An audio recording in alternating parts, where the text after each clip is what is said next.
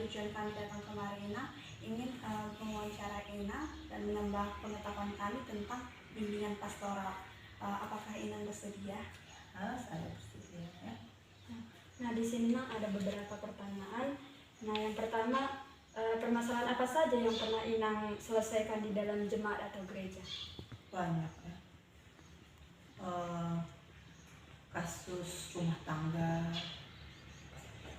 kasus pribadi, persoalan pribadi, rumah tangga, relasi saudara gitu ya, kasus-kasus moral dan terjadi di gereja juga ya, di antara pelayan dan sebagainya, banyak dan kompleks.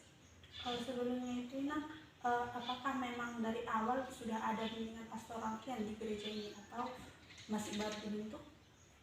Maksudnya bimbingan pastoral untuk pastoral untuk yang mengalami permasalahan kayak rumah tangga tadi? Iya, pertama-tama untuk bimbingan pastoral itu dilaksanakan wajib kepada setiap pasangan yang mau berumah tangga, yang mau menikah. Itu ada konseling pranikah. Itu kita buat melihat situasi pengantinnya ya. Kalau pengantinnya contohnya mereka ada di luar kota bekerja kan biasa gitu, maka setelah mereka sampai di Tarutung, biasanya 1 minggu itu kita padatkan full. Itu bimbingan pastoral wajib, nggak bisa nggak ya. Tapi kalau mereka bisa menjangkau tiap hari ke sini, bisa sampai kita buat itu 3 bulan, 2 bulan. Tapi itu dalam 1 minggu pertemuannya berapa kali, dan setiap pertemuan itu 1,5 jam, itu wajib ya. Dan itu untuk yang mau menikah. Lalu kalau bimbingan pastoral kepada yang tentunya keluarga-keluarga ya, memang secara umum kita tidak ada kelas, tetapi kita membuatnya itu di setiap, contohnya kalau kita mau kunjungan ya, kunjungan rumah tangga, di sana kita adakan bimbingan konseling kepada mereka, apalagi keluarga-keluarga yang muda gitu ya, bagaimana mereka hidup saling mengasihi dalam rumah tangga. Biasanya kan mereka curhatnya di kunjungan-kunjungan itu. Tetapi kita juga himbau kepada seluruh jemaat untuk mereka datang secara pribadi, atau kalau memungkinkan mereka, kalau mungkin tidak bisa datang ya, kita juga bisa datang ke rumah mereka untuk melaksanakan pastoral itu. Kan misalnya gini, jemaat kita kan nggak 10 kakak dan itu banyak gitu contoh. Kan masing-masing keluarga kan dinamis, ada yang hari ini aman, besok nggak aman, ada hari ini nggak ada persoalan, besok ada persoalan kan gitu. Jadi kalau mereka membutuhkan 24 jam kita bersedia, dan itu memang terus kita laksanakan. Kita laksanakan untuk memberikan bimbingan pastoral, karena dalam pelayanan yang paling penting itu juga adalah selain khotbah adalah juga bimbingan pastoral. Sangat-sangat penting itu. Karena apa? Karena langsung menjangkau ke pribadi atau keluarga jemaat itu ya, secara real gitu. Jadi mereka sering datang, bahkan kadang-kadang juga bawa temannya, atau mungkin ada saudaranya, ayolah kita ke sana, kita ngomong, kita curhat gitu kan. Kadang-kadang kita hanya bisa dengarkan gitu. Itu kalau kelas khusus, contohnya hari ini kelas bimbingan memang belum ada ya, tapi kita buat itu per kunjungan, dan setiap mereka mau datang, mau cerita, mau curhat, mau bimbingan sama kita 24 jam. Karena kita sampai pagi-pagi juga pernah adakan itu ya. Jadi Inang kan tadi kan Inang bilang bahwasanya kalau mereka mau datang secara pribadi bisa. Jadi apakah ada tempat khusus untuk melakukan pastoral itu? Ada. Itu pun harus kita kondisikan. Misalnya saya punya kan anak-anak di sini ya, anak-anak, saya punya keluarga. Nah, dalam pastoral counseling itu adalah percakapan yang sifatnya rahasia ya, nggak boleh orang tahu, bahkan suami kita pun nggak boleh tahu, walaupun suami kita kan pendeta contoh. Tapi itu adalah sesuatu hal yang bersifat rahasia, kecuali dia mau terbuka kepada suami istri, karena kebetulan kami adalah pendeta kan begitu. Tapi ketika dia hanya mau cerita begitu, nyamannya sama saya atau nyamannya sama suami saya, ada seperti itu ya. Kadang-kadang dia mau nyaman, mungkin karena dia perempuan lebih nyaman dengan saya, atau mungkin karena dia laki-laki lebih nyaman dengan suami saya, maka itu percakapannya di ruang konsistori. Tidak, kita nggak buat itu di ruang tamu ini ya, karena anak-anak ribut, apalagi kalau dia datang bawa anak kan, seperti minggu yang lalu ya, dia datang bawa anak karena nggak ada yang jaga anaknya. Maka kalau anaknya mendengarkan pembicaraan itu mengenai papanya gitu kan, itu tentu menyakiti hati anak kan. Makanya anak-anak itu ya udah main di rumah, dan kita kondisikan tidak boleh datang ke konsistori, tahu ya, udah pernah ya lihat ya. Nah, di situ tidak boleh kita publikasikan. Dan saya juga sebagai pimpinan jemaat nggak boleh cerita sama orang si anu ini, nggak boleh. Ada tempat khususnya. Nah, selanjutnya, apakah ada permasalahan yang tidak bisa diselesaikan? Permasalahan yang tidak bisa diselesaikan memang karena pendeta itu kan juga bukan bukan seorang yang perfect, dalam artian bukan seorang yang bisa menyelesaikan seluruh persoalan jemaat, enggak, tidak juga seperti itu. Saat ini saya juga menghadapi persoalan-persoalan yang berulang yang terjadi di salah satu anggota keluarga jemaat. Ya, hari ini kita bisa selesaikan dulu persoalannya, 2 bulan lagi datang lagi sama juga, bahkan sudah bertahun. Kebetulan saya di sini sudah 5 tahun ya, jadi saya sudah menghadapi bersama mereka itu persoalan itu berulang-ulang. Jadi sampai sekarang memang sudah ada perubahan, tetapi belum selesai 100% persoalannya. Itu pasti selalu ada, karena kita juga bukan orang yang memang kita mengandalkan Tuhan, tapi Tuhan juga kan sedang memproses mereka dengan caranya Tuhan kan. Hanya saja tepat ketika mereka datangnya ke gereja dan pendeta bercerita, sehingga mereka tetap bisa bersama terus sampai hari ini, walaupun banyak sekali konflik di antara mereka. Itu saya rasa pasti ada ya, ada dalam tahap proses seperti itu ya.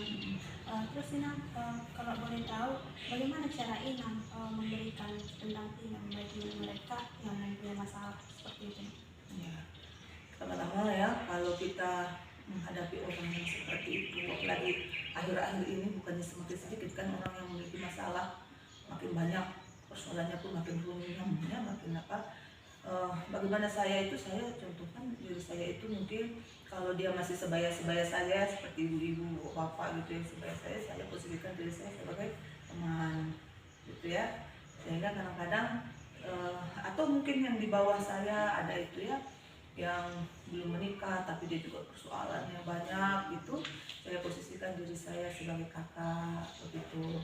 Lalu pokoknya kita sifatnya terbuka, dan yang paling penting kita mau bangun dia punya kepercayaan kepada kita gitu. Dia harus percaya dulu kepada kita kan, lalu kita tidak mau menghakimi dia gitu kan. Contohnya dia datang begini, terus kita dengar lalu kita hakimi dia mentah-mentah, enggak. Dan yang paling penting kita dengar sekali, kita menjadi pendengar yang baik dulu. Pendengar yang baik itu sangat mungkin itu sudah kalau pengalaman saya sudah melegakan dia. Walaupun mungkin ketika dia pulang atau saya selesai berbicara dengan dia, mungkin persoalan itu belum selesai, tapi ketika dia sudah curahkan semuanya dan kita doakan, itu ya dasar kita itu adalah Alkitab ya. Setiap hal yang kita sampaikan kepadanya, selain mungkin berbicara pengalaman, ilmu-ilmu pastoral ya, psikologi, tapi semuanya itu juga kembali ke Alkitab ya. Itu dasarnya. Jadi dia punya pegangan. Jadi pendampingan itu memang harus berkaitan dengan Alkitab, nggak bisa enggak begitu. Itulah caranya. Nanti bisa kalian ambil satu-satu yang mana itu yang saya katakan tadi. Jadi Inang dalam melakukan konseling ada berapa kasus yang sudah Inang tangani? Nggak bisa hitung deh. Macam-macam Inang. Ini maksudnya dalam kasus dalam sebulan, setahun, atau selama saya di sini Ya, gitu selama kan. di sini. Udah nggak terhitung lah ya, udah nggak terhitung lah. Banyak ya. Kadang-kadang anak-anak, masalah anak-anak, kadang-kadang orang tua, kadang-kadang banyak lah, nggak bisa kita hitung. Pemuda juga. Pemuda juga, ya. Jadi Nak, kalau untuk melakukan pastoral itu atau martingan itu, apakah ada hambatan? Iya, pasti ada hambatannya, ya kan. Hambatannya mungkin ketika kita melakukan pastoral, kita kan begini ya. Kadang-kadang kita melihat keluarga si A ini butuh pendampingan. Dia nggak mau datang sebenarnya sama kita, tapi kita kan dengar mungkin atau lihat kok ada perubahan sikap, gaya hidup, kebiasaan, kan gitu kan bisa kita nampak dari jemaat-jemaat kita gitu kan. Apalagi jemaat di sini kan nggak sampai 100 ya, jadi kita bisa hafal gitu kebiasaan-kebiasaannya. Ya kita datang, mungkin mereka belum bersedia untuk terbuka kepada kita ya. Itu, dan kedua itulah ya, belum bersedia terbuka, atau dia mau datang tapi dia masih banyak menutup-nutupi gitu ya. Atau ketika kita kasih coba tawarkan pendapat, dia juga merasa menolak ya, begitu ya. Itu saya rasa itu ya pengalaman saya ya. Itu kadang-kadang yang membuat kita akhirnya ya gimana ya, menyerah itu tak boleh kan, nggak boleh menyerah. Akhirnya kita menjadi apa ya, paling tidak mendukung dia dan dalam doa ya udah pasti ya. Terus ya kita perhatikan secara khusus untuk kalau dia punya anak ya, mereka pilih pasangan dan dia punya anak, tentu kita harus perhatikan kondisi psikologis anak-anaknya dari apa yang mereka sudah alami gitu kan. Ketika kita jumpa dengan anak-anaknya, kita nggak boleh korek-korek kan, nanti itu menyakiti perasaan anak.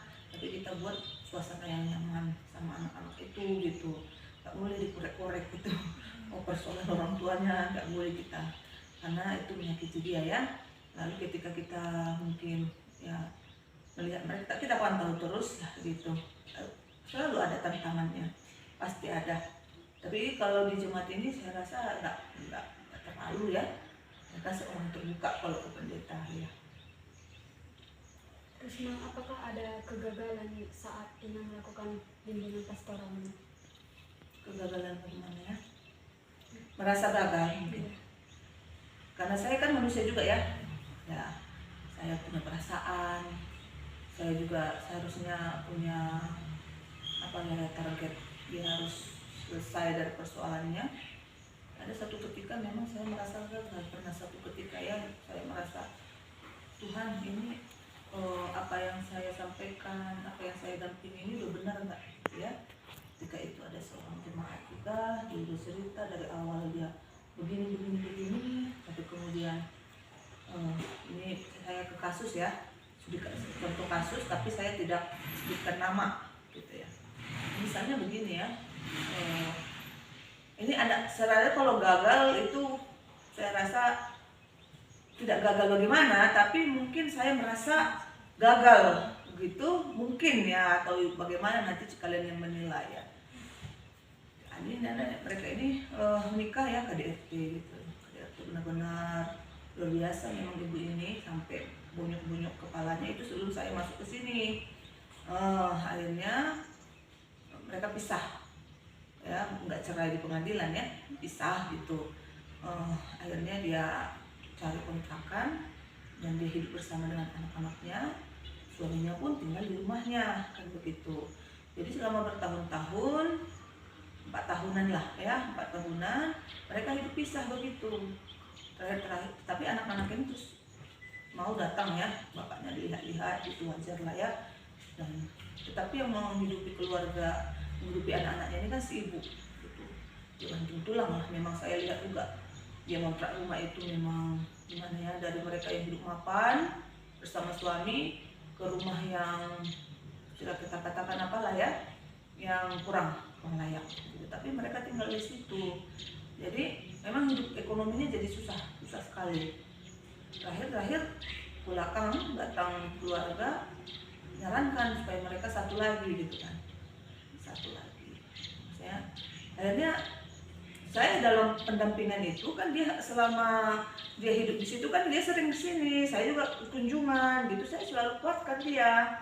Ya saya selalu inilah dampingi kan, seperti yang tadi saya katakan itu, dia percaya sama kita begini ya. Suatu ketika dia bilang gini sama saya, Inang, saya sudah balik lagi sama bapaknya si anak-anak gitu kan. Jadi saya di situ merasa senang sebenarnya pada saat itu ya, senang banget gitu ya. Oke Inang, berarti mulailah lembaran baru kan begitu. Kalau yang lalu-lalu terjadi KDRT tentu karena ada sebab. Nah, cuman ke depan harus lebih hati-hati lagi, lebih kooperatif lagi. Tapi kalau terjadi KDRT yang gimana-gimana, nggak boleh diam, ya. Jadi kita pun bukan suruh jemaat itu harus bonyok-bonyok, enggak. Kalau kita suruh jemaat itu bertahan bonyok-bonyok, mati dia. Itu kekerasan dalam rumah tangga kan, di undang-undang pertumbuhan tuh nggak suka yang gitu kan. Nah, jadi saya bilang, tapi kalau terjadi lagi KDRT yang seperti kemarin terus mengulang, Inang juga harus ambil sikap. Saya katakan, memang dalam rentang mereka hidup bersama itu tidak ada KDRT yang gimana-gimana, enggak. Tapi mungkin secara psikis, ya, secara psikologis, memang mereka sering ribut-ribut, tapi tidak ada KDRT. Tapi dia terus bertahan gitu ya, sehingga akhirnya dia pecah pembuluh darahnya, gitu ya, sakit. Dia darah tinggi ya, awalnya sih dia bilang darah tinggi kepada saya yang hipertensi, tensi saya sekian. Saya terkejut, biasanya darah rendah kan gitu. Terus ya saya bilang ya, kita temani dia terus menghadapi masa-masa sulit, tapi dia harus tetap bertahan bersama suaminya karena anak-anaknya ini kan butuh sekolah, butuh ini kan, dia nggak sanggup kalau sendiri. Dia demi anak-anak dia kan jadinya harus bertahan begitu. Tapi rupanya suatu ketika dia pecah pembuluh darahnya sampai nggak sadar. Terus sadar gitu, di situ ketika dia sadar, memang suaminya bawa langsung ke rumah sakit. Ya, itu suaminya betul-betul panik, merasa bersalah dan sebagainya gitu ya. Tapi kan sudah di rumah sakit, dia operasi otak, nggak lama kemudian dia meninggal. Padahal kita sudah sempat, setelah dia sadar kita sudah jumpa. Nah, sudah enak gitu kan. Tapi entah gimana dia tetap pecah lagi. Udah dioperasi, pecah lagi gitu untuk berapa kali lagi gitu kan. Akhirnya nggak bisa diselamatkan. Dia hari Minggu kami kesini pas ibadah, dijumpai keluarganya, Inang si Anu begini, sekarang di rumah sakit sedang gawat. Ya, kita langsung ya nggak ganti baju semua sama jemaat, beberapa orang kita ke sana. Kita lihat dia di respirasi itu namanya, apa itu segala macam. Nggak sampai berapa menit kita di sana dia sudah meninggal. Jadi saya merasa kadang-kadang di situ saya berpikir ya, Tuhan, bagaimana ini ya, gitu ya. Itu memang saya terpukul ya, lama saya terpukul. Saya pikir apa tepat dia harus menghadapi itu, apakah saya sebenarnya sudah pas gitu ya. Nah, sehingga di situ memang saya satu sisi ya, dari sisi kemanusiaan saya rasa ini gagal nggak saya ya. Itulah pengalaman dalam studi kasus. Tapi kemudian teman-teman kan testering ya sama pendeta-pendeta yang lain gitu kan, sering ya, memang kata mereka itu kan bukan apa kita ya, itu udah di luar jangkauan kita, begitulah. Saya rasa di situ kalau dibilang gagal, saya nggak tahu apakah itu gagal, tapi saya merasa memang sedih, sangat terpukul. Berapa bulan saya terpukul ya, karena dia meninggalkan 3 orang anak yang masih butuh perhatian orang tua, begitu. Karena kita kan pendeta tapi juga kan manusia kan, konselor itu. Situlah memang jadi kita tertantang untuk banyak belajar gitu ya, banyak membaca, banyak inilah berkontemplasi gitu. Itu wajib supaya kita bisa ini yang menangani kasus-kasus yang seperti itu gitu. Jadi memang untuk 5 tahun yang sudah dengan melakukan untuk melayani pastoral, apakah sudah ada dampak dari Inang melakukan bimbingan? Dampaknya banyak ya, saya lihat banyak dampaknya. Keluarga-keluarga yang dulu nggak gereja gitu kan, beginilah, Sekarang mereka sudah aktif, sudah saling menerima satu dengan yang lain. Ada dulu pemudi takut nikah karena trauma, ya sekarang dia sudah hidup bahagia, sudah hampir mau 2 anaknya, ya dia senang karena mungkin karena trauma dari orang tua ya. Orang tuanya mungkin di rumah ribut terus, jadi ketika dia sudah cukup umur mau nikah dan sudah ada yang melamar, dia takut gitu. Ketika kita terus dampingi dia beranikan nikah, bahagia dia sekarang. Contoh-contoh yang seperti itu banyak lagi contoh-contohnya ya. Saya rasa banyak yang kita layani dari yang tak percaya Tuhan jadi percaya. Tapi kita kan lihat itu kan dia kontemplasi dengan Tuhan, tapi paling tidak dia udah gereja. Adalah ketika kita lakukan counseling ya, pastoral itu nggak mungkin nggak ada gunanya, pasti berguna karena itu sangat menyentuh secara personal gitu. Kalau bagi kita kan gitu kan, tapi kalau pastoral itu kan pribadi ya, heart to heart kan gitu. Jadi itu sangat berguna, pasti banyak gunanya, pasti. Mungkin mungkin ini pertanyaan terakhir. Menurut Inang, bagaimana, apalah saran Inang kepada kami yang mungkin nantinya kami akan menjadi pelayan juga di gereja ya, dan teologi ini ya. Di fakultas teologi. Saran saya ya untuk melakukan pastoral counseling, kami kan menyebutnya pastoral counseling ya, kepada jemaat ya, kita harus menyadari bahwa kita ada untuk mereka, untuk jemaat ini dengan segala keadaan mereka gitu kan. Kita nggak bisa pilih-pilih jemaat kita ini yang begini, yang begitu, kita nggak bisa pilih. Ketika kita hadir ditempatkan di satu gereja, itulah jemaat kita, itulah domba kita, itulah saya bilang bagian dari diri kita. Jadi sama seperti saya mendoakan diri saya, setiap doa gitu, keluarga saya yang juga saya harus doakan adalah jemaat saya. Itu nggak bisa saya pisahkan. Jadi kita pertama, kita harus memperhatikan mereka dulu. Pertama ya, setiap pagi kita doakan kan, sehingga kita terus terkoneksi, terhubung dengan mereka. Ya, kalau saya itu di grup itu setiap pagi kasih seperti bimbingan lah ya, renungan. Itu selama saya melakukannya udah berapa tahun, 1 hari pun nggak ada absennya itu, nggak ada absennya ya, walaupun saya sakit, karena kan cuma klik gitu kan, susahnya ya.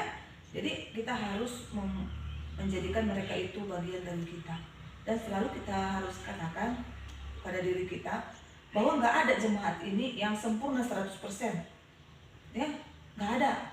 Mereka itu juga sama seperti kita, tidak sempurna, tapi kita terus berjuang untuk bersama-sama sempurna kan. Adalah ini yang keras kepala, adalah ini yang melankolik, ada yang koleris, macam-macam jemaat ini.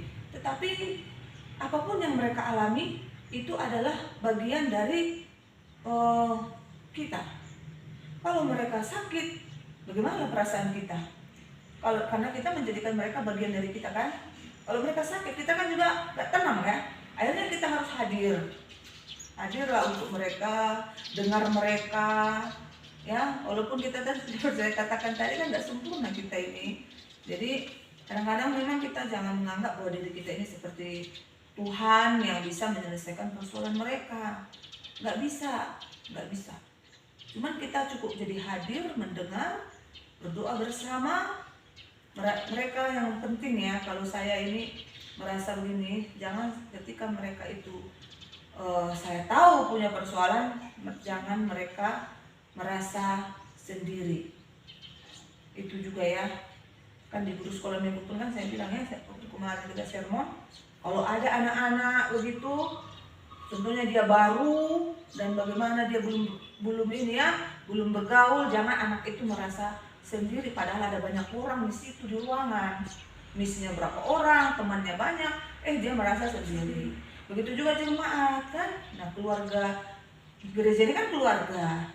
Ketika saya tahu itu terjadi, kadang-kadang kan mereka nggak terbuka, saya nggak tahu kan, saya juga nggak dukun kan, mereka harus cerita dulu dong baru saya tahu. Tapi ketika saya tahu, mereka jangan merasa sendiri. gitu. Makanya ketika ada jemaat kita pagi-pagi subuh-subuh itu ya, itu bulan Desember, itu pagi subuh-subuh banget dia telepon, saya heran, handphonenya harus aktif terus ya, harus aktif handphone. Nah, jangan ada pendeta yang tidak mengaktifkan handphone tengah malam ya, karena itu nanti kalian hadapi ya. Itu kadang-kadang kita kan ditelepon nggak, seperti saya katakan tadi kan 24 jam kan saya katakan tadi ya. Saya telepon pernah itu 4:30, saya bingung. Kenapa bapak ini menelpon saya 4:30 pagi? Berarti kan ada problem. Saya angkat langsung, tanya istrinya yang nelpon saya. Dia katakan suaminya lagi gawat di rumah sakit. Gitu ya. Apa yang harus saya lakukan? Saya cukup berdoa di sini? Ya, berdoa. Tetapi kan ini rumah sakit dekat. Kecuali dia di Medan. Kalau di Medan saya pasti video call. Itu ada jemaat kita juga, kita video call berdoa di Medan, dia dirawat. Tapi ini kan dekat. Saya nggak akan tenang. Saat itu juga kita langsung ke rumah sakit. Untungnya ketika dia susah di situ, dan pada akhirnya memang beliau meninggal ya, ada serangan jantung di suaminya. Kita ada di situ bersama dia dalam duka cita itu, gitu. Jadi kalau saya ya kan juga tentu nggak sempurna, sempurna lah ya. Ya memang kita harus buat dulu diri kita bahwa jemaat itu bukan orang lain, dia itu bagian dari saya. Jadi kalau dia kenapa-kenapa, saya harus hadir di sana. Ya, walaupun saya bukan Tuhan yang bisa menyelesaikan dia punya persoalan, ya kan nggak Tuhan ya, nggak mungkin saya selesaikan persoalan dia. Tapi paling tidak dia tidak merasa sendiri. Jadi itu juga lah yang saya rasa untuk kalian juga. Ada tantangan nih banyak sekali kan sekarang kan. Mereka ada curhat ke tempat yang lain, ya. Kalau mereka curhat ke tempat yang salah bagaimana? Karena kita nggak mau peduli. Mau jadi apa jemaat ini kan? Mungkin kita jemaat nanti aku pindah, ya, oke. Tapi kan kita punya beban moral ya, beban moral itu pertanggungjawaban kita kepada Tuhan. Saya rasa itulah pesan saya adik sama kalian ya, bahwa ketika kita sudah putuskan jadi hamba Tuhan, maka kita di situ sedang memutuskan diri kita bukan hanya berbicara tentang diri kita, suami, anak-anak, orang tua, saudara, tapi juga jemaat. Itu nggak bisa pisah. Jadi kalau dalam doa itu kan kita doa itu selalu 3 hal ya yang penting. Terus kita, saya, keluarga saya, jemaat itu nggak bisa dipisah. Bagi kami ya, bagi kami keluarga suami istri kan pendeta ya. Dalam setiap doa-doa kami itu wajib jemaatmu Tuhan. Walaupun mungkin ada yang kita tidak dapat sebutkan satu persatu namanya ya, tapi kan ada juga itu nama-nama yang kita sudah tahu dia punya persoalan, sebut namanya gitu. Dengan demikian saya rasa jemaat itu akan datang kepada kita cerita. Dan saya sangat senang kalau mereka datang cerita. Saya merasa tidak enak kalau mereka tidak cerita. Kadang-kadang tantangannya di situ, mereka tidak mau cerita begitu. Jadi saya kan nggak tahu, begitu, karena di Tarutung ini kan ada yang rumahnya nanti di sana, tetangganya nggak ada yang jemaat kita kan nggak tahu dia punya persoalan apa begitu. Cuman akan terlihat itu dari habitnya, kebiasaannya. Kalau dulu dia kok sering gereja, ini kok nggak sering lagi. Kalau dulu dia gerejanya happy, kok ini kok murung, ya kan? Makanya ketika kita bergereja, janganlah pula masuk jam 10 kita datangnya jam 10 kan? Datanglah lebih awal untuk menyambut jemaat, sapa, salam, sehingga kita tahu bagaimana dia punya kondisi. Itu kan juga bagian dari pastoral. Ketika kita datang, salam, apa kabar Renang? Sehat? Kan gitu. Apa kabar Pak? Sehat apa Bapak, Ama? Apa kabar Dek? Itu kan juga kita salam, bagian dari konseling menurut saya ya, pastoral, sehingga kemudian aku nggak sehat. Ini kan belum masuk ibadah nih kan? Kenapa? Kita kan nggak mungkin tiap hari keliling ronda ke rumahnya terus kan nggak mungkin. Kita juga punya jadwal pelayanan, kan begitu. Kita nggak mungkin kan? Akhirnya kenapa? Inang sakit apa? Iya aku kemarin begini-begini. Oke, satu, dapat nggak persoalan jemaat itu? Dapat kan di pagi hari? Atau ketika mau pulang kita salam. Perlu ya. Touch itu, sentuhan itu perlu, sehingga pas pulang nanti dia apa ya, tapi kayak saya lebih senang kalau sebelum ibadah dia lebih banyak waktu kita kan, atau dia bilang Inang siapa udah begini, ini sebelum masuk, oh kenapa dia begitu, iya karena begini-begini, nah doakan Inangnya. Nah ketika dia katakan doakan, kita kan pulang ke rumah mikir si A begini, akhirnya kita kan nggak bisa tunggu di lama, kita kan datang ke rumahnya gitu, itu kan sudah informasi sama kita. Jadi harus banyak komunikasi saya rasa. Jadi kalau kita datang pas hanya mau khotbah saja, tentunya ini jam 10 masuk, jemaat udah hadir semua, tanya majelis udah, nah kita mulai, oke kita mulai, terus amin amin pulang, kita nggak dapat apa-apa gitu. Jadi jiwa kan, kalau Tuhan bilang gembala kan, Tuhan itu kan gembala. Jadi jiwa penggembalaan itu, pastoral itu harus kita satukan, karena menurut saya ya, ini yang paling dekat menyentuh jemaat daripada saya berkhotbah 1 jam. Bagus saya, tapi jangan khotbah dia di konseling ya, itu nggak boleh berkhotbah karena firman Tuhan berkata begini. Jangan, nggak usah cerita aja, cerita dari hati ke hati, face to face, hati ke hati, tidak menghakimi, dan jangan banyak bicara, dengar aja. Dengar pun kita udah membantu mereka 50%. Itulah saran saya. Nanti kalian rangkum sendiri bagaimana baiknya kata-katanya. Gitu ya. Sudah. Oke, terima kasih. Terima kasih Nak untuk kesediaan dan waktunya.